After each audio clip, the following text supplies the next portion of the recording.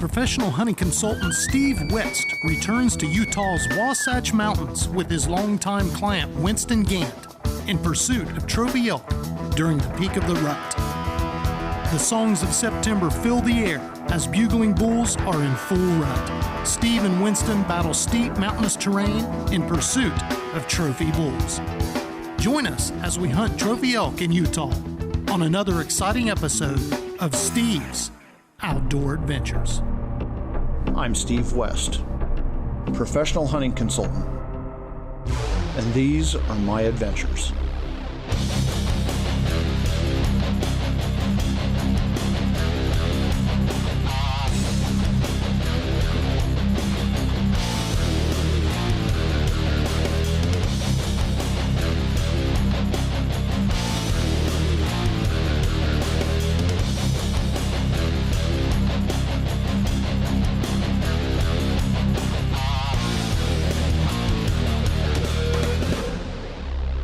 Steve's Outdoor Adventures is brought to you by Stormcloth 2, Kershaw Knives, Corbon Ammunition, Montana Decoy Company, Global Outdoor Gear, Burris Optics, and the new Eliminator Laser Scope. Welcome to this week's episode of Steve's Outdoor Adventures. Got a great program for you this week.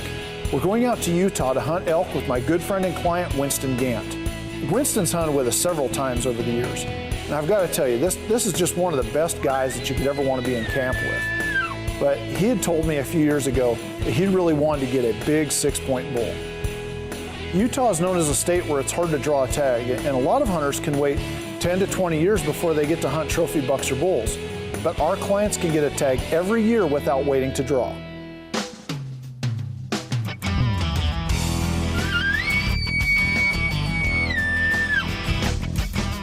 Now we're going to be after these elk on a special ranch in Utah that's enrolled in the CWMU program. What this means is we're able to go after these elk with a rifle during the peak of the rut in late September. And this isn't something you find in many places across the West right now. Usually it's archery only in September and then rifle hunting in mid to late October. But being able to hunt these bulls when they're most vulnerable with a rifle during the peak of the rut, well, it makes for some pretty awesome hunting action and a hunt. Well, let's just say that Winston won't forget this hunt for many years to come.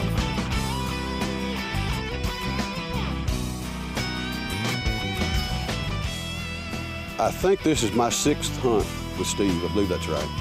And every time I've gone with Steve, I went caribou hunting, got 2 nice caribou. Mule deer, I got about a 180 class mule deer. The elk last year and the elk this year. Steve is he's thorough. He knows his guides. He knows the hunting territory he's got. He knows the animals that are in there. And I already got a hunt booked with him for next year up in the Yukon, so I'll keep calling Steve.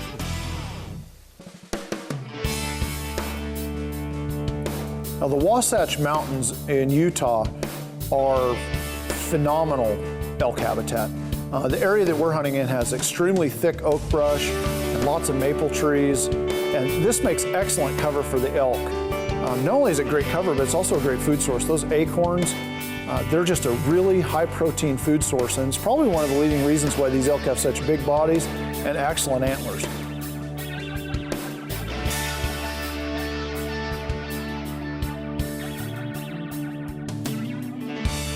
You know, the area that we're hunting in with Steve, it's a CWMU. How they set it up is 10% of our antlered tags go to the general public, in-state residents. So they get a chance to draw one of these limited entry units and have a hunt of a lifetime.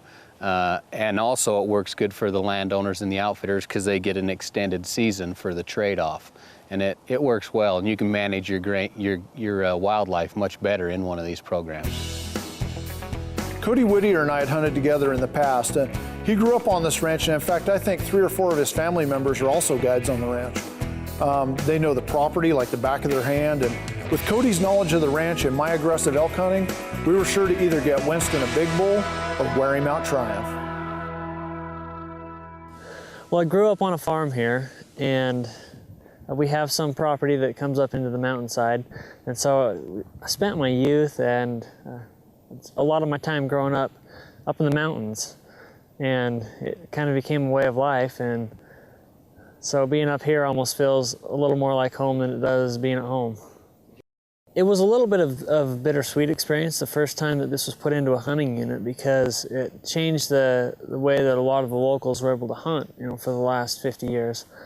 And after seeing the progress that was made on the ranch to where, the elk weren't getting killed off to low levels every year, 2 or 3 years into doing a little bit of guiding and hunt with clients up here, to come up and hear the elk bugling in every canyon that you go to is something that does bring me a lot of satisfaction.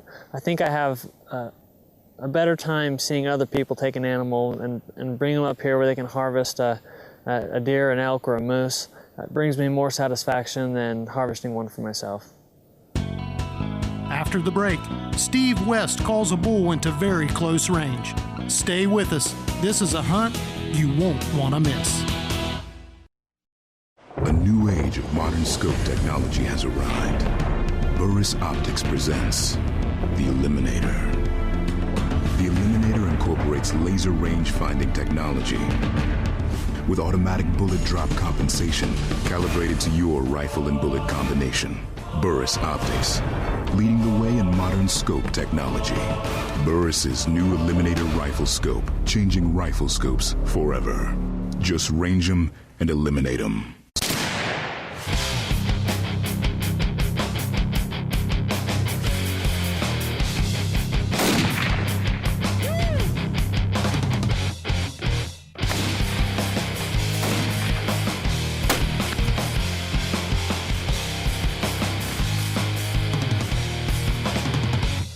I trust only Corbon, so ask for DPX ammunition at your local sporting goods retailer or check them out on the web at corbon.com.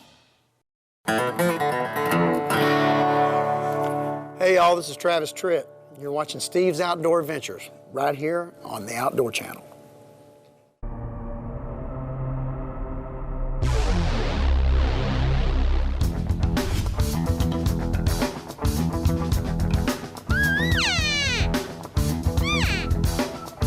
Now, for some reason, the bigger bulls had pulled off the lower portions of the ranch, which was unusual. They'd all headed up into the upper drainages and pulled up with small groups of cows for the remainder of the rut. And there's such a good bull to cow ratio here that you normally see only between 5 to 10 cows with a bull, which makes it a lot easier to hunt them than when you're hunting someplace where the bulls have 50 to 100 cows in their harems.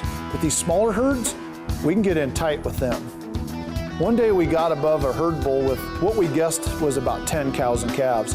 But what it really turned out to be was where two herds had come together with over, say, 20 to 30 elk total, including all the satellite bulls. There was a lot of bugling going on, and we kept calling. We really thought we were going to get a shot at one of the bulls, but we had these other cows and calves that were under 10 yards away, and they were feeding up to us. And unfortunately, the bull was below us.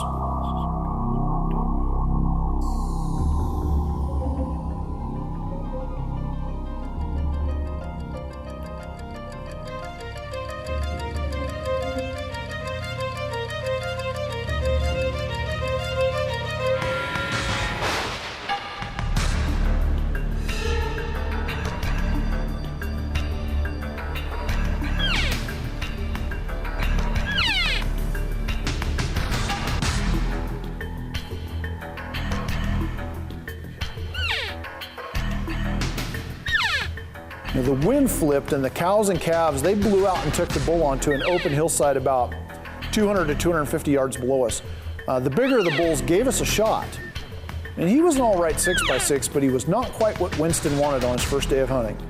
So we went ahead and passed. I think they're pretty well all bedded out for the morning. It's getting so hot during the day that they're bedding just above water. And they're bedding out about 9:30. They're definitely bedded before 10 in the morning.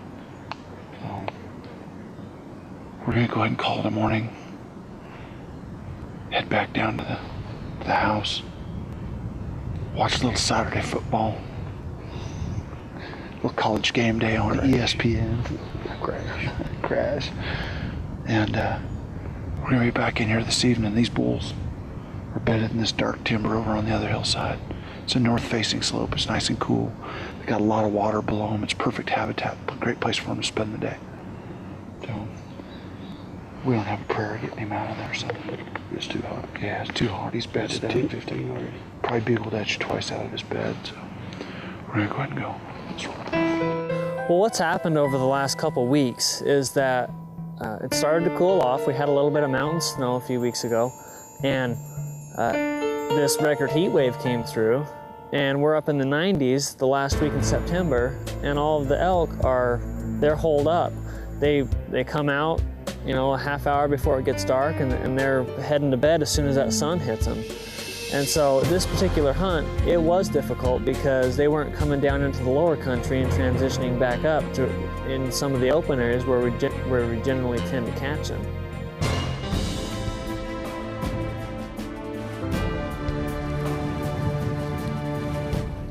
Now, the next morning, way before daylight, we got up above another different herd of elk, and we were working the herd bull as it started to get daylight, and you know, we just kept working and working him, and he just wouldn't come out of that timber pocket. But a little bit later, one of his little small satellite bulls decided to come and check out the cow calling. And if we were after a 5x5, he'd have been easy at less than 7 yards.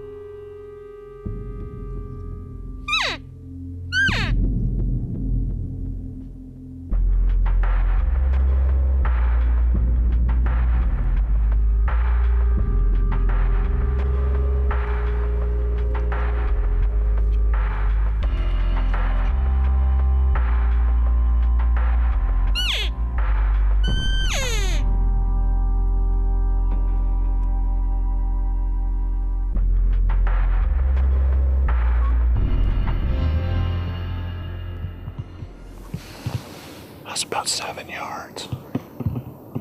That was pretty cool. Winston is the type of hunter that is enjoyable to be around with every second. And if there's anyone that I wanted to get a nice bull off at this ranch, it was Winston. And I remember a couple of times seeing some of those 5x5s and the heavy 5x6s, and knowing that he'd probably be willing to shoot them, but wanting to get him in on a herd bull. I have as much satisfaction seeing Winston take that kind of a bull than would be just taking, you know, another satellite bull. Oh, yeah, nice shot. Appreciate it, guys. Hey, the video was on TV, baby. Closed captioning provided by Kershaw, the official knife sponsor of Steve's Outdoor Adventures. In previous episodes of our show, you've heard me talk about how extremely fortunate I am to live in a state with world-class big game hunting. And every year I hear hunters in my home state of Oregon and other western states complain about the high dollar and very rewarding auction tags that allow the winning bidders to hunt trophy elk, deer, sheep, and other species in the prime units across the West without waiting to draw a tag. Well, besides waiting for years to draw an elite tag, there's another way for those of you who are not wealthy to draw one of these statewide or regional big game tags, and that's through the raffle tag sales. Now, I don't know how it works in other states, but in Oregon, we have a special division of the Oregon Department of Fish and Wildlife that controls the raffle and auction tags called the Access and Habitat Program. Each year, they raffle off and sell a handful of statewide elk and deer tags to raise hundreds of thousands of dollars. The money raised from the sale of these raffle tags and the auction tags is spent directly to create more hunting opportunities for all the hunters in Oregon, resident and non-resident alike. These funds have improved the habitat on over 1 million acres of land in the state of Oregon to help all wildlife, which in turn means more elk, deer, and other game for all hunters to benefit from. And secondly, they use a large portion of these funds to lease over 4 million acres of private lands in the state of Oregon, which are now in the Welcome to Hunt program that would otherwise be closed to public access. So as you can see, the hunters that are buying the high-value auction tags and the raffle tickets are providing the funding for more and better hunting opportunities that benefit all of the hunters in our state. If you'd like to learn more about the Oregon Department of Fish and Wildlife and the Access and Habitat tags in both the raffle and auction sales, go to our show website listed at the end of the program and click on the Oregon Department of Fish and Wildlife logo. I think that you too will be impressed. Now, back to the show.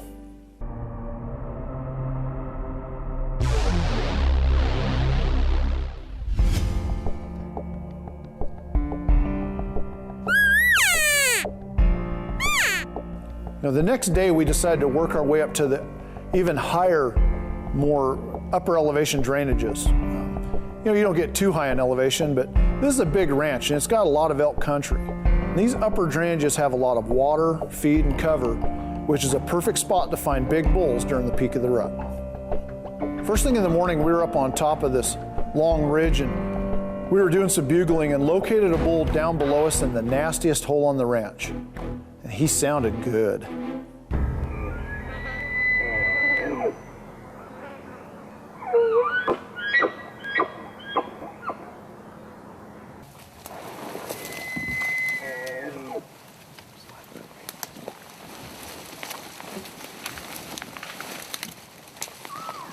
As we started out, the wind was working in our favor and we closed the distance between us, and I could tell that he was pushing his cows down the canyon, further and further. And I decided to just keep on sliding in closer and closer. As long as he kept bugling, I just felt like we were eventually going to get a shot.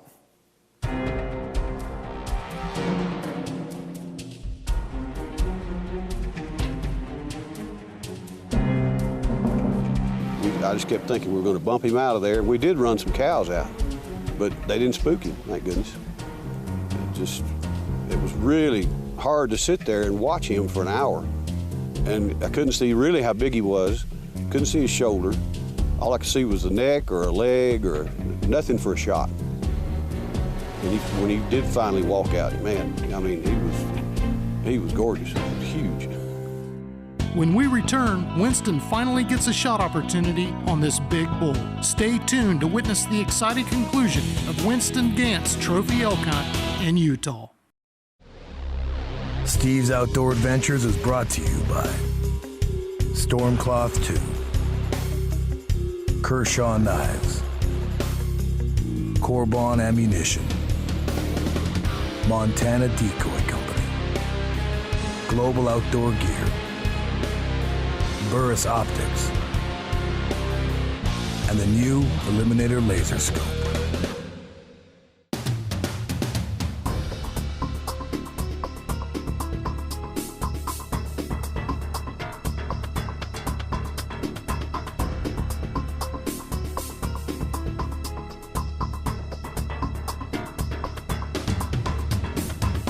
We started after this bull around daylight, and it was around 1 in the afternoon when I lost all the patience and decided to get really aggressive with this bull. I started bugling and trying to press him a little bit, and I didn't know it, but he had cows just uphill from him, and when he made a move to go to them, That's when he presented us with a perfect shot opportunity.